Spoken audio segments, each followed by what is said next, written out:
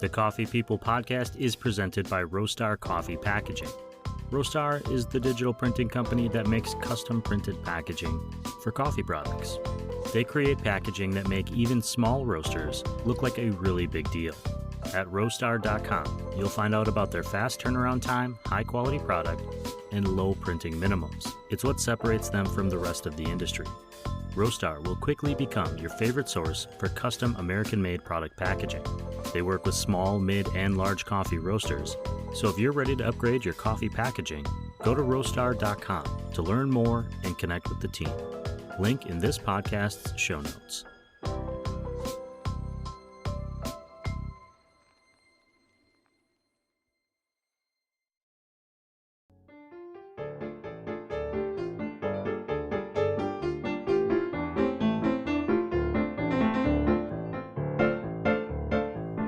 Hey, good morning, everyone. Welcome back to the Coffee People podcast for a very special pop-in episode with the team behind Dean's Coffee, a pop-up iced coffee stand that has been serving strikers at the various Writers Guild Association picket lines throughout Hollywood and LA at large.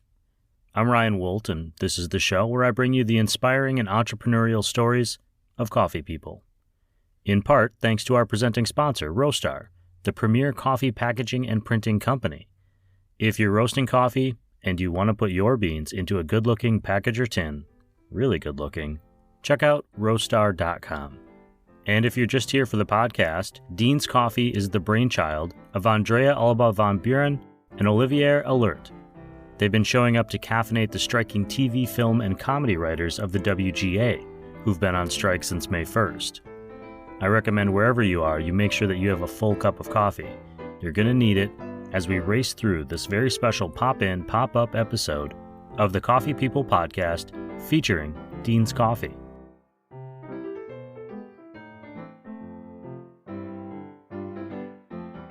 And I'm really excited that you're here, but before we get started with this kind of pop-in with Dean's Coffee on Coffee People podcast, if you could please introduce yourselves so the audience can hear your voices and kind of identify who is who. So I'm Andrea. Before Dean's Coffee came around, I was working as a writer's PA in a writer's room back in January. And after that job ended, I had a trip and then I was basically unemployed ever since. It was really difficult to find any writer's room jobs back then, just because of the nature of what's happening right now with writers, but also because since the strike was kind of looming over everything, the studios were not starting any writer's room. So I was very much unemployed when Dean's Coffee was born. My name is Olivier. I work as a non-union production coordinator. I usually do award shows and reality TV. So right up to basically when the strike started, I was doing that and then took a hiatus, as you can see, to help her out with the company. Very cool. And you both mentioned, Andrea, you were working in a writer's room, you were working in television. The people listening to this show may not know what's going on. The Writers Guild strike in Hollywood. Could you just do a quick, what is this strike? What is the strike? Why is it happening? And I don't need you to get into all the details and politics of it, but just who is striking and why is it affecting you now? Of course. So right now, the WGA is striking. This is the union for writers in Hollywood and basically all of the country. There's an East and a West branch. There's writers. There's not only writers in television. There's obviously feature writers and talk show writers and award show writers. So every writer is under that union. They had their contract was up in May with the studios, the AMPTP, which is the whole group of all the studios that work here in Hollywood. And they went into negotiations, and the writers had a lot of demands that are there to ensure that the writer as a career and as a job will remain a job rather than just like it becoming a gig, which is what the studios want. The negotiations fell through, and now the writers have been on strike since May 1st, I believe. And they're all striking to preserve the career of the writer in Hollywood. Obviously, there's a lot of demands and nuances to what is being requested and what is being denied, but this is not the space for that. But there's a lot of information on Twitter and on the WGA website as well. And I'm going to share some links on our newsletter and our website to some of that information and to your Twitter feed. So people can learn that on their own if they want to. Essentially, what I'm hearing, just to kind of relay it back, is that the WGA, the Writers Guild, is striking, and because of their strike, neither of you are working currently in that field, either by choice or in solidarity. And there's a whole group of people, actors, and all kinds of people who've been supporting this organization, which brings me to what you are doing now with Dean's Coffee, which is a coffee pop-up that has been going around and providing coffee to people on the picket lines. That's my understanding. Is that right? What inspired this pop-up, and how did you get started? That is correct. Dean's Coffee is very much a pop-up. We do it out of my car's trunk, and we have a table set up to just kind of like receive customers. And every day we go to a different picket line, and we just serve iced coffee at the picket lines, nowhere else. The way that this came up was we were both very unemployed at the time. I was applying for jobs outside of the industry because, like you mentioned, because of the strike, there's no productions going on and there's no writers' rooms. So it's very hard to find a job right now. And I wasn't hearing back from any of these jobs. So I was going through it mentally, emotionally, I was feeling very financially insecure as well. And a lot of things happened for me to have this idea. But basically, first of all, writers love coffee. I was a writer's PA and I had to get coffee for the writers every single day. So I was able to witness firsthand, how much they like it and how useful it is for them. There was a lot of hot coffee that was going unused at the picket lines. And my thought was like, oh, well, because writers love iced coffee more. And then I had a friend at a picket line. He left to go get coffee. And then because he had to physically leave to go get coffee, he unfortunately got pulled over by a cop because he did an illegal U-turn. And I felt so bad that happened just because he had to go get coffee because there's no coffee that he wanted at the picket line. So then one day we were like talking and I just randomly said, wouldn't it be cool if someone sold iced coffee at the picket lines? And then Olivier heard that and he told me that's a genius idea. And so he started to look into it. And he came home the next day with an espresso machine that he had. And so he started to look into it. We started testing, seeing if we could make the drinks and stuff. And then when it seemed like it was a doable thing and it would not necessarily break the bank, if we made enough money to just pay what we had spent, we were like, well, let's give it a shot. Just a little project to see how it panned out. And we started and it took off really quickly. And we have been doing that ever since. Did either of you work in coffee at some point before this, or was this true? Like, this is all new to you as well?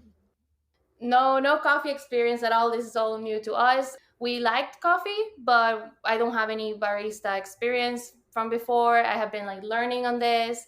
And I like to say that I'm a fast learner. I just kind of like jump into research, jump into experimenting, practicing. And it took me maybe 2 days to kind of like learn the recipes. And now I can do all the drinks on the go without thinking too much about it. Wow, that is fast and impressive. Thank you. I love the idea of this because I can see an entrepreneurial hustle in it. Like, you saw a need, you have your own need. You're living in Southern California. It's not exactly the cheapest place to live. I live in Southern California. My brother and I were just talking yesterday about how housing occupies a little bit of our day every single day. We think about the future of our housing situation. So I'm very impressed that you were able to pull this together so quickly. What is the vibe like at your pop-up when you show up at a picket line? How have people been receiving you? What has the experience been like for you? So basically, every time we show up to a picket, and we never get tired of this phrase, but they always say, thank you for being here. Thank you so much for being here. Just that alone helps us get through the mornings because we start early. We start at, we'll get to any location at like between maybe 7 a.m., 8 a.m., like well before the picketers come. So getting that warm reception every day when we go to give out coffee, it really helps us. And people love her drinks. They always stop by. They don't have to stop by, but they always stop by and say, oh my God, this was so delicious. Thank you so much. Or they'll ask for another coffee drink. I mean, they should check their caffeine level, but no one here is judging. But yeah, the reception has just been so surprisingly, I don't know. I can't put it into words. It's just so nice to see people welcome us and not think that we're trying to, get something out of them. Sure. Well, I saw that you were doing iced coffee drinks, $4, and then I noticed more recently you were having people sponsor a day or sponsor a picket line event. What is that about? I noticed, I mean, some relatively well-known actresses like Longoria supported it one day. That's That's correct. correct. So how did that come about, the sponsorship, and what does that mean? Is that just like other people buying coffee for the picketers, or is there something more to it than that? Well, before we started, I think we did kind of like think like, oh, wouldn't it be nice if it became big enough that someone would want to like just pay for coffees for people? But we didn't like started like thinking like, oh, that's the plan, that's the business plan. It was just like that would be nice. But the first day that we started it, I posted it on my personal social media. I started the official Twitter and Instagram account of the business. And my boss from Gotham Knights, which is the show that I was doing before this, he saw it and he texted me and he said, I would like to buy 100 coffees. So, because he said, I know how hard it is to start a business. And so he just wanted to support me and he wanted to just Venmo some money so that we could just give the coffee for free. And I was obviously very touched and very emotional about it and was so grateful to him. And he did that immediately. That was within the first hour of our starting. Yeah. So then he did that and we were able to give it away for free. But then because that happened, I felt a little bit more comfortable now saying, posting and saying like, oh, if you want to sponsor some coffees, like that would be great. That's never like a must for us. Like we will show up and sell coffee on our own if there's no sponsorship. But we started to kind of promote that idea because we started to see people interested in it. And basically what people do is we just charge for the coffees. You just basically pay for X amount of coffees. There's no other fees really. We don't charge for labor or anything because as much as we're doing this for our own sustainability, we're also doing it to help writers. So we're not here to like make ourselves millionaires doing this. We just want to be able to support the writers while also helping us out, pay rent and pay bills and all that stuff. So people just wait for the coffees and then we show up and give away free coffee. And if we run out of the free coffees, then we start to sell the coffees for $4 each. Which people are happy to purchase. Very cool. Who is Dean? So Dean was my pet hedgehog. When we were deciding the name of the business and I was making the logo and I was like, I want the logo to have a mascot, like it has to have a concept. And Dean was my pet hedgehog. I have a photo of him on my desk. And I have a bunch of hedgehog things because of him. So I just looked at him and I thought it would be cute to have a hedgehog as a mascot because I don't feel like you see that often. So I brought it up to him and I told him, what if a hedgehog is the mascot and we just call it Dean's Coffee in honor of my pet hedgehog? And he was on board right away. So that's where the name and the logo comes from. And so now Hedgehog is the mascot of the entire company. Besides social media, is there any other way people are engaging with you? How can people listening to this find out more, find out where you are or support you, reach out to you? What's the best way for people to do that? Definitely our Twitter account and our Instagram account are the best ways. And then you can also find my personal Twitter linked on those two places. We are Deans_Coffee on Twitter, and on Instagram, we are Deans_Coffee_official on Instagram. And then there's a bunch of links there. There's information about the sponsorships. The best way for people to support us is, following us and spreading the word is great, just for people to be aware about us and just we have a wider reach. And then if they have the means and they feel inclined to, they can definitely reach out to us about sponsoring a few coffees.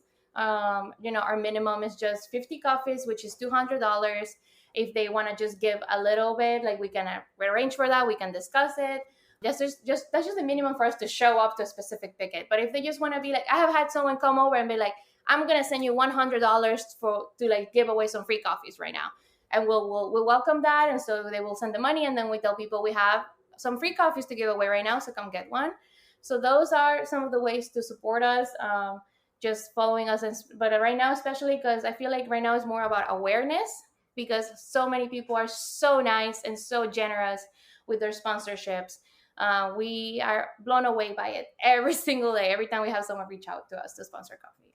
You mentioned the picket line. You're not in the same place every day. So how do you decide where you're going? Is that part of that deal?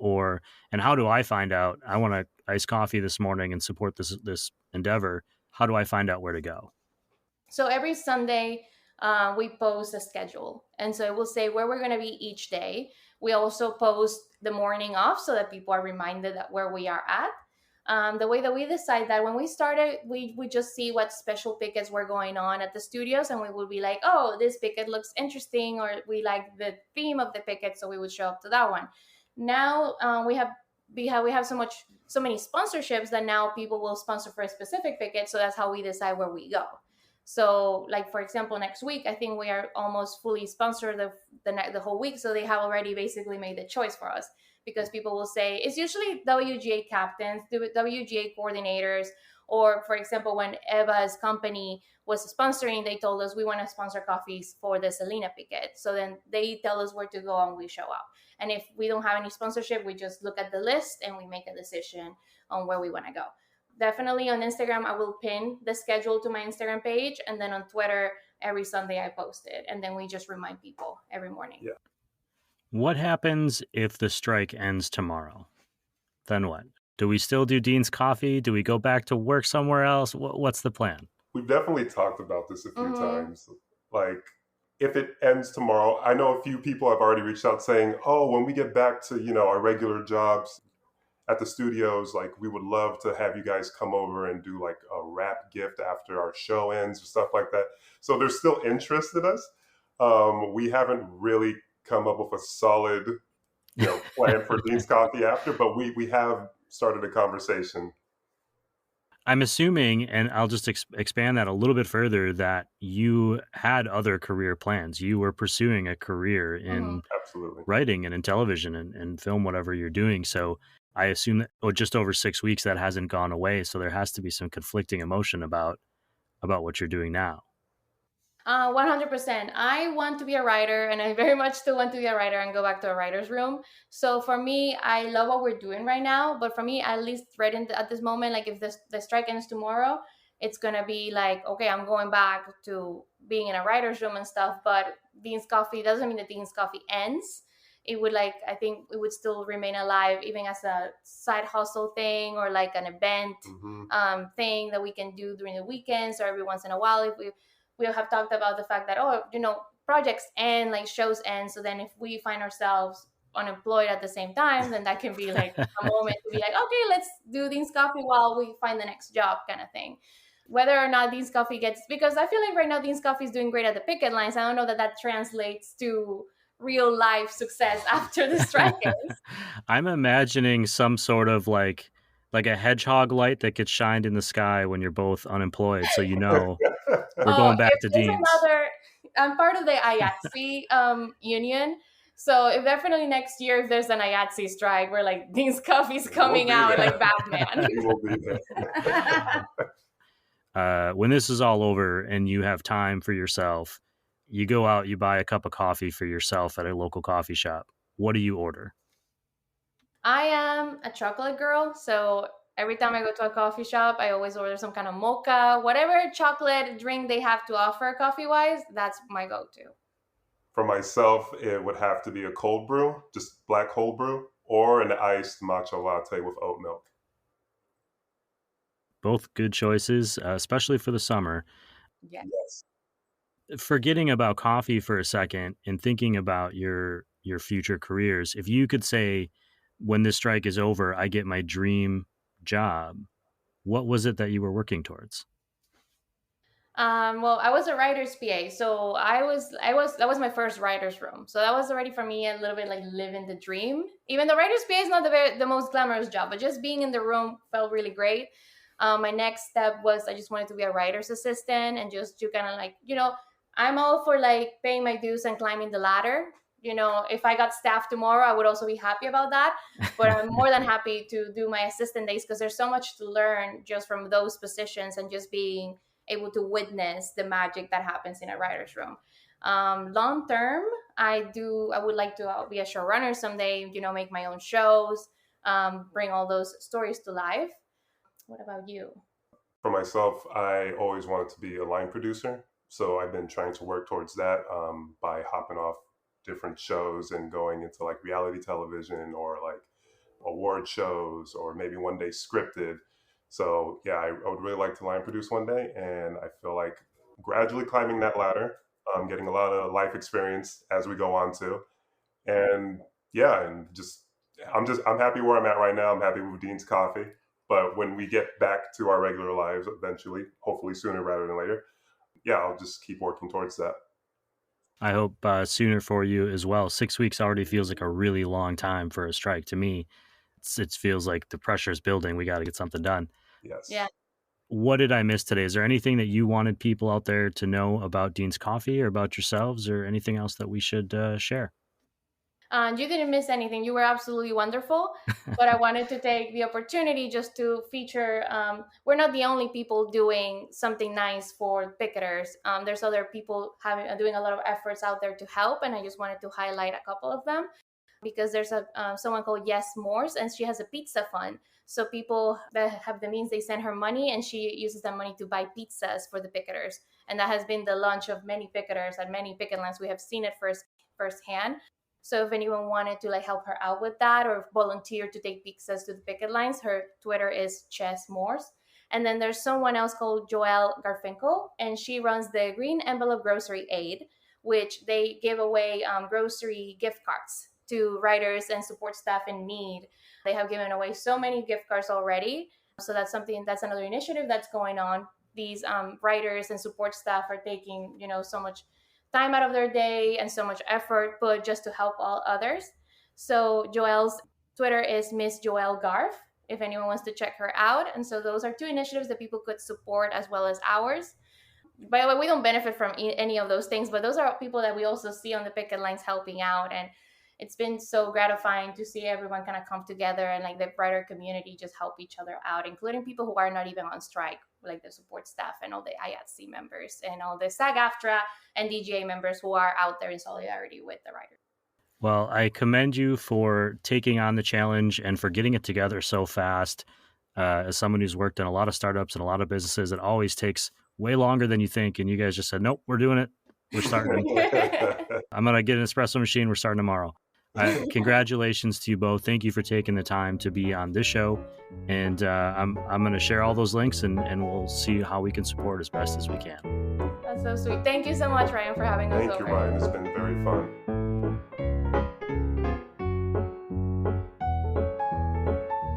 Okay, to recap, Dean is a hedgehog. And I love the pop-in. I pop into people's homes all the time for a surprise visit. Generally people I know. But as long as I show up with a coffee or a six-pack, I'm often welcomed with open arms. Olivier and Andrea faced a big question. What do we do now? The WGA strike has been impacting Hollywood's expansive employment base well beyond just the writers. Having experienced the demand for iced coffee in the writer's room firsthand, Andrea pitched an idea to Olivier, and Dean's Coffee was off to the races. I really appreciate the entrepreneurial hustle this duo is putting forth with this coffee effort. They had a need, they saw a need, and within days, they were filling it. I, for one, hope that Dean's Coffee survives beyond this current moment, even when the founders become line producers and showrunners. The most important takeaway from the episode is that the writers love Dean's Coffee, and there's a real sense of community on the picket line. Dean's Coffee and the added efforts of other local pop-ups and outsiders sending their love and support have sustained, not to mention caffeinated, the picketers. If you're interested in sponsoring some coffees for a morning picket line, you can reach out to Dean's Coffee directly on Twitter, where they are Deans_Coffee, or on Instagram, where they are Deans_Coffee_official, or just click the links in this podcast's show notes that we've also shared on roastwestcoast.com.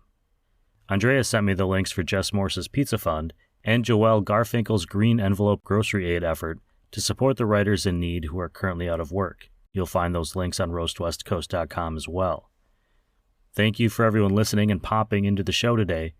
All that info will be shared on the aforementioned roastwestcoast.com, along with a link to the WGA website to learn why the writers are on strike. Thank you to everyone listening, supporting this show, and for supporting writers generally. Speaking of support, this podcast has industry partners, who include Roastar, a coffee packaging and printing company, Coffee Cycle Roasting, Ignite Coffee Company, Maria Coffee, Cape Horn Coffee Importers, Zoombar Coffee and Tea, Ascend Coffee Roasters, Moster Coffee Company, Steady State Coffee Roasting, I was just there this morning, San Franciscan Roaster Company, Crossings Coffee, Acento Coffee Roasters, Camp Coffee Company, Civets Coffee Roasters, Hasea Coffee Source, and First Light Coffee Whiskey. Connect with all of those great partners on the front page of roastwestcoast.com. Coffee People, the podcast, will be back in just a few days with a really great interview with coffee roaster and the co-founder of Drink Coffee Do Stuff, Nick Viscotti. This Coffee People podcast, and this episode in particular, is part of the Roast West Coast Coffee Network and has been written, produced, and recorded by me, Ryan Woldt. I hope this episode has found you happy, healthy, and with at least a thread of sanity left, enabling you to make it through the day. Always tip your baristas, and be sure to drink good coffee.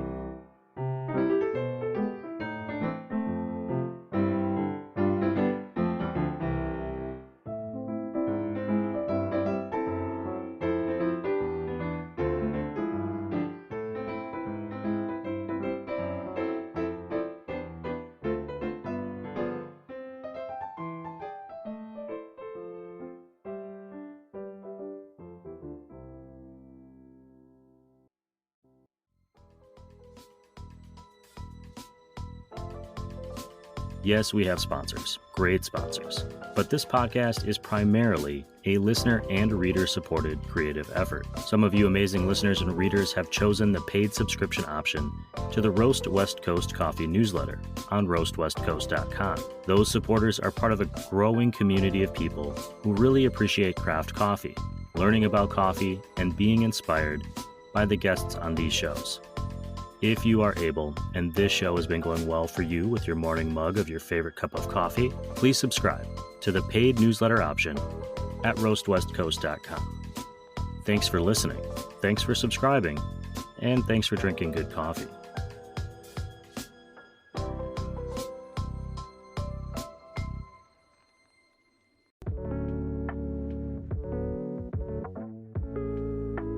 Hello, all you coffee drinkers out there. If you are in the early stages of your coffee journey, we want to support you. Season 2 of the Coffee Smarter Education podcast is now underway.